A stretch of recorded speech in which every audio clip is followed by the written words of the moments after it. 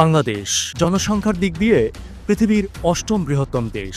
আয়তনে ক্ষুদ্র একটি দেশ হিসেবে এখানে জনসংখ্যার ঘনত্ব খুবই বেশি। এই বৃহৎ জনগোষ্ঠীর এত কর্মসংস্থান এই দেশে নেই বললেই চলে। ফলে দিন দিন বেড়েই চলেছে বেকারের সংখ্যা।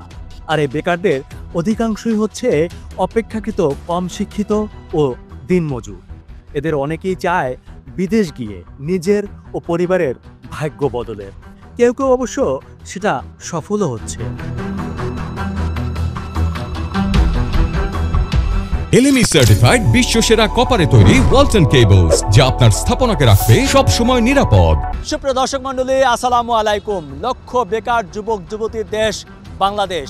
কর্মসংস্থানের স্বল্পতার কারণে আমাদের দেশের অনেক যুবক যুবতীরা চায় নিজের ভাগ্য বদলের জন্য বিদেশ চলে যেতে, যেখানে গিয়ে হয়তো নিজের পরিবারের এবং দেশের উন্নয়নে ভূমিকা রাখতে পারে। কিন্তু এই বিদেশ যেতে গিয়ে তারা পরে বিভিন্ন প্রতারকদের খপ্পরে।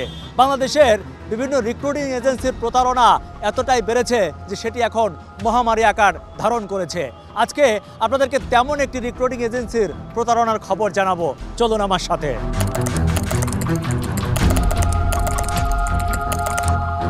বাংলাদেশ পরিসংখ্যান ব্যুরো 2024-এর তথ্য মতে বর্তমানে বাংলাদেশ হতে 50,53,358 জন কর্মী পৃথিবীর বিভিন্ন দেশে কর্মরত আছে। দর্শক, বিদেশে গিয়ে ভাগ্য বদল সে তো খারাপ কিছু না, কিন্তু এদের বড় একটি অংশ বিদেশে যাবার আগেই এদেশে বসেই পড়ছে বড় প্রতারণার খপ্পরে। এটি ঢাকা উত্তরার 9 নম্বর সেক্টর। এই বাড়িটিতে বেশ হট্টগোল দেখা গেল। সবাই বলছে এখানে নাকি প্রতারক ধরা পড়েছে। আমরা ভেতরে গিয়ে সেটাই দেখলাম।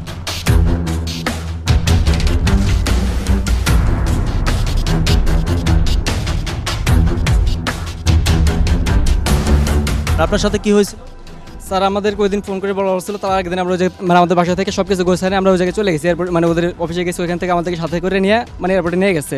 এয়ারপোর্টে নিয়ে যাওয়ার পরে ওই জায়গায় আমাদেরকে ঢুকাই দেওয়ার পরে ওই জায়গায় মানে আমরা গেছি, আমাদেরকে সব কিছু মানে করতেছে। করার পরে ইমিগ্রেশনে যাওয়ার পরে আমাদেরকে বলছে যে ভিসা জাল ভিসা, এমনকি আমাদের টিকিট মনে করেন যে মানে কোনো ইয়া করা নাই। আমাদেরকে বলতেছে যে আমাদের হচ্ছে ক্লিয়ারেন্স করা নাই, পুলিশ ক্লিয়ারেন্স মানে ক্লিয়ার নাই ওইটা। পরে আমরা ওইটা মনে করেন যে আবার মানে ফোন দিচ্ছি, ফোন দেওয়ার পরেও মনে করেন যে ফোন ধরে না, এমনকি ওর কোনো মনে করেন যে খবর নাই। পরে ওই যাতে মনে করেন যে মানে আমাদেরকে ঢুকাতে সাথে চলে গেছে। চলে যাওয়ার পরবর্তী মনে করেন যে আমাদেরকে ইমিগ্রেশন থেকে যখন বাইর করে দিচ্ছে, বাইর করে দেওয়ার পর আমরা ওর সাথে যোগাযোগ করার চেষ্টা করছি, কিন্তু মানে যোগাযোগ কোনো মানে পাই নাই ওকে। না পাওয়ার কারণে পরবর্তীতে মনে করেন যে ওখান থেকে আমরা চলে আসছি। চলে আসার পরবর্তী মনে করেন যে ওকে খোঁজাখুঁজি পরে যখন না পাওয়া গেছে, না পাওয়ার পরবর্তীতে মনে করেন যে ওকে আবার মানে ট্রাই করে বানানোর চেষ্টা করছে। আবার মাঝখানে যখন ফোন ধরছিল, ফোন ধরা মানে শুধু বলো মানে দেশের বাইরে আছে, দেশে নাই। আপনি টোটাল কত টাকা দিয়েছিলেন? আমি 3.5 লাখ টাকা দিয়েছিলাম স্যার। প্রথমে 3 লাখ দিয়েছিলাম, 3 লাখ দেওয়ার পরে আবার যখন টিকিট হয়েছিল, টিকিট হওয়ার পরে 50,000 টাকা তখন দেওয়া হয়েছিল। আসলে সবই ভুয়া হয়েছে, অরিজিনাল কিছুই হয় না। অরিজিনাল কোনো কিছুই হয় নাই স্যার। ভিসাও দিচ্ছে জাল ভিসা, এমনকি টিকিটও জাল ভিসা স্যার। আমাদেরকে ক্লিয়ারেন্স নেয় না, ইমিগ্রেশন থেকে বের করে দিয়েছে স্যার। বলছে যে না ভালো ভিসা উজবেকিস্তানের আছে, স্যালারি ভালো, থাকা খাওয়া কোম্পানির। পর আমি গার্মেন্টস ফ্যাক্টরিতে জব করি, ওখানে এখন সুপারভাইজার নেবে, তার জন্য আমি ওখানে অ্যাপ্লাই করছি। অ্যাপ্লাই করার পর আপনার বলছে $500 বেতন দেবে থাকা খাওয়া কোম্পানির, আর তোমার আন্ডারে 45-50 জন লোক থাকবে, তুমি এগুলো দেখাশোনা করবা, কাজ নিয়মিত প্রোডাকশন করবা। পরে ইউসিলাই মনে করেন আমার দেশের বাড়িতে গেছিলো, গিয়া মনে করেন জাহাঙ্গীর আলম ওর আব্বা মনোহর চৌধুরী গিয়া মনে করেন ওখান থেকে আমার আব্বা বা আমার আরেকটা বন্ধু আছে, এদের মাধ্যমে মনে করেন সাক্ষী রাইখে 2.5 লাখ টাকা দেওয়া হয়েছে। পরে মনে করেন আমার বললো যে ফ্লাইট অমুক তারিখে, ভিসা আসার ভিতরে, ভিসা আসার পর টাকা নিয়ে আসছে। পরে ফ্লাইট দিচ্ছে আপনি 2024-এর 22 এপ্রিল। তো ওইখানে আমরা আসলাম 14 জন একসাথে। আসার পরে সে মনে করেন উনি আসছে, উনি ভিতরে আছে। পরে যখন আমরা বুকিংয়ে গেলাম, বুকিংয়ে যাওয়ার পরে যখন কাগজপাতি জমা দিচ্ছে তখন বলছে জাল ভিসা সমস্যা আছে। পরে ওখান থেকে উনি পালাইছে, টাকা পয়সা নিয়ে পালাইছে। ওইখানে 1 লাখ টাকা দিয়েছি এয়ারপোর্টে, টোটাল হলো 3.5 লাখ। পরে মনে করেন ও যাওয়ার পরে আমরা ওখান থেকে ওই যে ব্লক মেরে দিচ্ছি এখানে পাসপোর্টে। পরে নিয়ে ফেরত ওখান থেকে আসতে আসতে মনে করেন যে 10টা বাচ্চা, 11টা বেজে গেছে। পরে পরবর্তীতে আমরা যখন অফিসে গেছি টাকার জন্য, উনি বলছে না টাকা টোকা নেই, কোনো টাকাটাও দেওয়া হবে না। পরে আর প্রশ্ন করলেন না যে আমাদেরকে জাল ভিসা কেন দিচ্ছেন, জিজ্ঞেস করেন না? আমরা এটা জিজ্ঞাসা করছিলাম, পরে উনি সব কথা এড়িয়ে গেছে। এটা যখন আবার টাকা চাই, টাকার পয়সা ফেরত দেন। পরে উনি আমাদের অপমান অবস্থ করে অফিস থেকে বের করে দিল। আবার একটা ছেলে টাকার কথা বলছিল, ওনাকে বলে 6 তলা ছাদ থেকে ফালাই দেবে, টাকা পয়সা দেওয়া হবে না। পরে আমরা চলে আসছি। আপনি কোথা থেকে আসছিলেন? আমি আসছি নারায়ণগঞ্জ থেকে, আমার দেশের বাড়ি বরিশালে। আমি এই লোকে উজবেকিস্তান যাওয়ার জন্য আমাদের কাছ থেকে টাকা নিচ্ছিল। তো আমার রেফারেন্সে অলরেডি 4 জন লোক ছিল। তা আমরা 10,40,000 টাকা দিয়েছিলাম। তো আমাদের জাল ভিসা দিছে গেল বছর জুলাই আন্দোলনের আগে আগে আমাদের ম্যান পাওয়ার হওয়ার কথা ছিল, কিন্তু তখন আমরা যখন এটা নিয়ে গেছি তখন দেখি যে এটা জাল ভিসা। আমাদের বলছে এটা অরিজিনাল ভিসা না, এটা জাল ভিসা। এরপর থেকে তার সাথে যোগাযোগ করতেছি কন্টিনিউ, কিন্তু সে ডেট দিতেছে, টাকা দিতেছে না। আর যদি তার অফিসে যাই তাহলে সে বলে শ্রমিক ফেডারেশনে চলো, ওইখানে গেলে তোমার টাকা দিব। আবার অনেক সময় হুমকি দেয়, যদি বলি যে আপনি কবে টাকা দিবেন, আপনি বাটপাটি করতেছেন, আপনি টাকা দিতেছেন না, তাহলে বলে যে আসিস, সামনে আসলে তোরে ছাদের থেকে ধরে ফালাই দেবো। বাংলাদেশে এই বিদেশ যাবার নামে প্রতারণা মহামারী আকার ধারণ করেছে। গ্রামের সহজ সরল এই মানুষগুলোকে স্বপ্ন দেখিয়ে এক শ্রেণীর প্রতারক হাতিয়ে নিচ্ছে কোটি কোটি টাকা।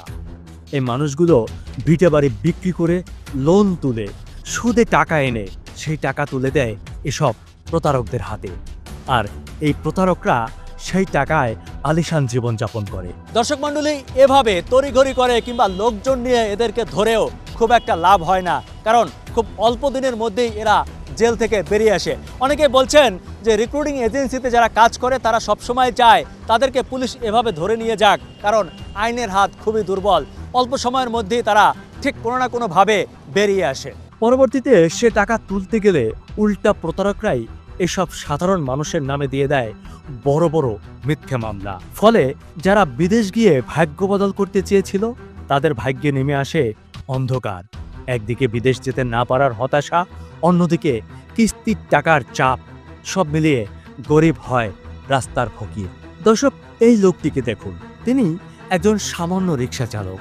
ছেলেকে বিদেশে পাঠানোর জন্য ধার দেনা করে 3.5 লক্ষ টাকা তুলে দেয় এই প্রতারকের হাতে। বাড়ি কোথায়? আমার বাড়ি কিশোরগঞ্জ, কোটি থানা, কোটি। আপনি পাইলেন কিভাবে এই লোককে? ওই যে আমিও তো ডাকাত আহি, ওই যে সালাম ভাই ডাকাত আহে, ওই সালাম ভাই লগে যুগে পরে টাকা দিয়েছিলাম এই 3.5 লাখ। ছেলে বিদেশ নিব উজবেকিস্তান, পরে টাকা দিছি, প্লাস দিছে, টিকিট দিছে, প্লাস দিছে। ছেলে গেছে 7 দিনের পর তাকে পরে আবার ঘুরে আইসে, কোথায় জাল ভিসা, এই ভিসা যাইতে পারবো না, আবার ঘুরাই দিছে।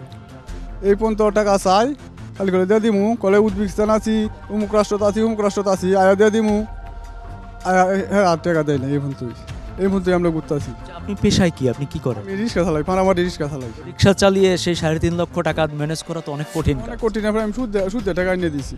এই 2 বছর ধরে আমি সুদে টাকা লাভ চালাইতেছি। 2 বছর ধরে আমি সুদে টাকা লাভ চালাইতেছি। মানে আমার জানার কুলাইতেছে না, আর হ্যাঁ খালি ভরেছি আছে। স্যার, আমার সাথে আরও 3 বছর আগে ওনার পরিচয়। তো উনি একজন মানে অগ্রসর বাইংয়ের মালিক। তা আমার এক কলিগ পরিচয় করে দিল, ঠিক আছে, যে ভাই আপনি তো বিদেশ থেকে যান, আমি জর্দান এক টেকনিশিয়ান ছিলাম গার্মেন্টসের, তা আপনার কাছে যদি লোকজন থাকে সে উজবেকিস্তানে কিছু লোক নিবে। তা আমি বললাম যে আমার কাছে লোক আছে, কি কন্ডিশনে লোক নিবে, কি আশায় বিষয়ে। বললো যে আমার স্যালারি দিবে $250, খাওয়া থাকা কোম্পানি 10 গুণা ডিউটি। আমি কোম্পানি থেকে জানি এটা আপনাদের দেখা নাই, কিন্তু আপনারা আমাদের 3 লাখ 3.5 লাখ করে এরকম টাকা দিবেন, যার মানে প্রসেস বুঝা। তা আমি বললাম যে ঠিক আছে, আমি সব লোককে ডাক দেবো, আপনি ডাইরেক্ট কথা বলবেন। আমি সব লোককে ডেকে নিয়ে আসছি। উনি কথা বলছে যে খাওয়া থাকা দিবে কোম্পানির। উনি প্রথম একটা গ্রুপ দিছে, গ্রুপটা 7-8 জন লোক গেছে, 7-8 জন লোক গিয়ে কাম করতেছে, স্যালারি ঠিক মতো পাঠাইতেছে। পরে 74 জন লোক টাকা নিচ্ছে, সে 74 জন লোক টাকা নিছে, এবং মানে টোটাল 77 জন। কিছু লোকের বিষয় আছে। কত টাকা নিছে টোটাল? আমার রেফারেন্সে 74,02,500 টাকা। আর আরেকজনের টাকা নিছে 10 লক্ষ টাকার মতন, 10,40,00,000।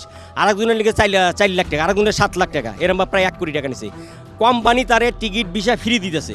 সে বাংলাদেশ শুধু ম্যান পাওয়ার করে দিবে। ইভেন কি একটা লোক প্রতি সে $1000 পাইতেছে কোম্পানি থেকে, উজবেকিস্তান থেকে। সে এরমভাবে টাকাগুলো নেওয়ার পরে আগস্টের, স্যার এই যে দেখেন, আগস্টের এই আপনার 10-11-2023 সালের এয়ারপোর্টে নিয়ে গেছে লোকগুলোরে। নিয়ে যাওয়ার পরে আমি কইছি ম্যান পাওয়ার হয়েছে, ম্যান পাওয়ার ছাড়া কিন্তু আমাদের লোক যাবে না। বাংলাদেশের অনুমতি নিয়ে গেলে পরে আমাদের যদি ওই দেশে কোনো সমস্যা, তাহলে আমাদের লোকগুলো সেফ থাকবে, ঠিক আছে, আমরা বাংলাদেশে ডলার পাঠাইতে পারবো। কহা সব রেডি আছে। তো কয়েক যাওয়ার পরে আমাদের পাসপোর্টের টিকিট দিছে, দেওয়ার পরে দেখি প্রত্যেকটা অবৈধ বিষয়, মানে কোনো সরকারি অনুমতি নেই। তখন এয়ারপোর্টে ইমিগ্রেশনে আমাদের এই সিল মেরে আটকায় দিয়ে দিছে। দিয়ে দেওয়ার পরে আমি তখন ওনাকে ফোন দিলাম, ফোন দেওয়ার পরে উনি সটকে গেছে। উনি ভিতরে ছিল কিন্তু সটকে চলে গেছে, ঠিক আছে। এয়ারপোর্টে তাল বাহানা যে আমরা আজ দিমু টাকা দিমু, কাল দিমু টাকা দিমু, ঠিক আছে। আর এই ডকুমেন্টস তার এইগুলা যে ব্যাংক স্টেটমেন্টে সে আমাদের এই টাকাগুলো নিচ্ছে, স্যার। এই যে ডেবি মানে ওনার অগ্রসরের এগুলো সব ডকুমেন্ট। এগুলো স্যার ওনার কোম্পানি মানি রিসিপ্ট, ওনার ফ্যাক্টরির নাম অগ্রসর, এই অগ্রসর অ্যাপারেন্সের নামে সব বিষয়গুলো আসছে, স্যার, ঠিক আছে। এখন সে অফিসে যায় না, ওর বাপ হলগা এমডি, আর ওলগা ডাইরেক্টর, ওর বউ হলগা চেয়ারম্যান। ওনারা 3 জন মিলাই এতগুলো টাকা নিচ্ছে স্যার। নিয়ে হেরা আমি অলরেডি মামলা খাইছি স্যার, আমার জায়গাটায় নিয়ে এসে দিচ্ছি স্যার, আমার নামে মামলা আছে, আমি 2 মাস জেল খেটাইছি স্যার, ঠিক আছে। আর এখন তো টাকা দিলে কয় মামলা করে টাকা ওঠা। আর আমি আওয়ামী লীগের ক্যাডার, আমার কেটা এতদিন আওয়ামী লীগের ক্যাডার দিছে, আওয়ামী লীগের লগে ছবি আছে স্যার, এই নেতাকার লগে এগুলা যায় স্যার। এক দিয়ে আমাকে টর্চারিং করাইতো। এটা বলে এটা শেখ ইনান সাধারণ সম্পাদক বাংলাদেশ ছাত্রলীগ, আর আজম খসরু সাধারণ সম্পাদক কেন্দ্রীয় শ্রমিক লীগ, ওনার চাচা স্যার, ওনার চাচা। প্রত্যেকটা কথার ডকুমেন্টস আছে, রেকর্ডিং আছে, আমাদের সাথে কথা বলছে। ওর বাপ 2-3 বার ডেট নিচ্ছে। এরে দিয়ে স্যার আমাকে পোলাপান্ডা মারাইছে স্যার। পাশে একটা ফেডারেশন অফিস আছে ওর পাশে। জি স্যার, জি স্যার, হ্যাঁ ফেডারেশন অফিস আমাদের স্যার মারতো স্যার। এই যে স্যার আমার সিজার দিয়ে গাও মারছে স্যার আমার স্যার। স্যার এই দেন স্যার সিজার দিয়ে গাও মারছিল স্যার, ঠিক আছে। তারপর আওয়ামী লীগ ক্ষমতা স্যার, এই কারণে আমি আর কিছু কই নেই স্যার। আমি এতগুলো পোলাপান্ডা টাকা নিয়ে দিছি স্যার, আমি জেল কাটাইছি কোরবানির মধ্যে স্যার। আর ওই হারামির বাচ্চা ডেহে নিয়েছে আজকে টাকা দেওয়ার লেগে আমাকে মারছে স্যার। দেন আমাকে মারছে স্যার, ওর বাসায় ডাইছে ডেকে নিয়েছে টাকা দেওয়ার লেগে স্যার। এরকম মারা এরা না থাকলে আজকে মারছে, আজকে স্যার, আজকে যদি আমি ওনারা না থাকতে স্যার আমাকে মারিয়ে হেলাইতো স্যার। এই পর্যন্ত মনে করেন 50টা ডেট গেছে গা, টাকা তো দেয় নাই। বরঞ্চ কিছুদিন আগে আমি যখন গেছি, ওনার টেবিল, ওনার অফিসের টেবিল উনি নিজেই উল্টায় হাইরা বলতেছে এরা মারামারি করতে আইছে। আমার নামে, সালাম ভাইয়ের নামে, আরেকজন শাহিন ভাই আছিল, 3 জনের নামে মামলা করছে। কিন্তু আমরা গেছিলাম, উনি ডাইকা নিছিল টাকা দেওয়ার জন্য, যেমন আজকে টাকা দেওয়ার জন্য ডাইকা আনছিল, সবাই আইছিলাম টাকা নেওয়ার জন্য। আজকে উনি মারামারি শুরু করে দিছে। এরকমই উনি কয়েকবার ডাইকা নিয়ে যায় হাইরা, এরকম মারামারি করে আবার উল্টা আমাদের নামে মামলাও দেয়, বুঝছেন। আমি এই পর্যন্ত কারো কাছে বিচার পাই নাই। আমরা গরিব মানুষ, আমার খুব কষ্টের টাকা, আমার স্বামী না, আমার 2টা সন্তান নিয়ে আমি খুব কষ্ট করে চলি। আমার টাকাগুলো যেইভাবে হোক আমার উঠাই দেন আপনারা। আমি খুব এই পর্যন্ত ওনার পিছে এই পর্যন্ত 3টা বছর ধরে ঘুরতাছি। কোন দেশে যাওয়ার জন্য দিয়েছিলেন? উজবেকিস্তান যাওয়ার জন্য, উজবেকিস্তান যাওয়ার জন্য উনি 3টা বছর ধরে আমার ঘুরাইতেছে। আজকে টাকা দিবে, কালকে টাকা দিবে, পরশু টাকা দিবে। ওনার বাবা জাহাঙ্গীর আলম উনি আরো বেশি সিটার। উনি আমার মা ডাইকে কথা কইছে, তুই আমার মেয়ে, তুই আমার মেয়ে, আমি তোর বাবা, আমি তোর টাকা যেমনে হোক তোর টাকা নিয়ে দিব। কিন্তু আজ পর্যন্ত উনি আমার এখন চিনাই না। আমি সামনে এলে উনি আমার চিনাই না। আজকে সকালে উনি আমার দেখে পিস্টান দিয়ে বাসার ভিতরে গেছে গা। উনি আমার কোনো সময়ই মানে যদি আসি তাহলে আমার হুমকি দমকি দেয়। আমার মোবাইলেও রেকর্ড আছে। আমি একদিন 4 তলায় উঠছিলাম, দেখে আমার কয় তুই যদি আরেকদিন এই বাড়িতে আহস তোর নামে উল্টা অ্যাকশন নিব। দর্শক, বাবা, ছেলে, ছেলের বউ, এই 3 জন মিলেই এই প্রতারক চক্র ঢাকা শহরে দীর্ঘদিন ধরে কাজ করছে। পুলিশ এসেছে, তাদের গ্রেফতার করে থানায় নেওয়া হচ্ছে। আমরাও সাথে সাথে থানায় গেলাম। সবাই খুব ব্যস্ত মামলা দিতে, কিন্তু লাভ কি তাতে? অনেকেই বলছে আমাদের দেশের এই ধরনের প্রতারণা মামলায় তেমন কিছুই হয় না, এটি জামিনযোগ্য অপরাধ। প্রবাসী কল্যাণ মন্ত্রণালয়ে খোঁজ নিয়ে জানা যায় প্রতিদিন এমন অসংখ্য অভিযোগ আসে তাদের কাছে।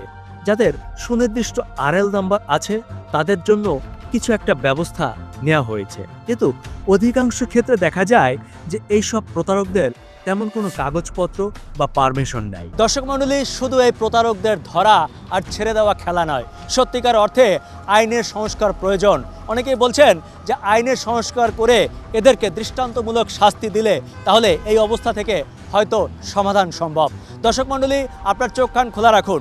আপনার চোখেও যদি এমন কোনো সমস্যা দেখা দেয় তাহলে আমাদেরকে জানাতে পারেন স্ক্রিনে দেখানো এই নাম্বার মাধ্যমে। আজকের মতো বিদায় নিচ্ছি, দেখা হবে অন্য কোথাও অন্য কোনো বিষয় নিয়ে। সে পর্যন্ত সবাই ভালো থাকুন, সুস্থ থাকুন, নিরাপদে থাকুন। খোদা হাফেজ।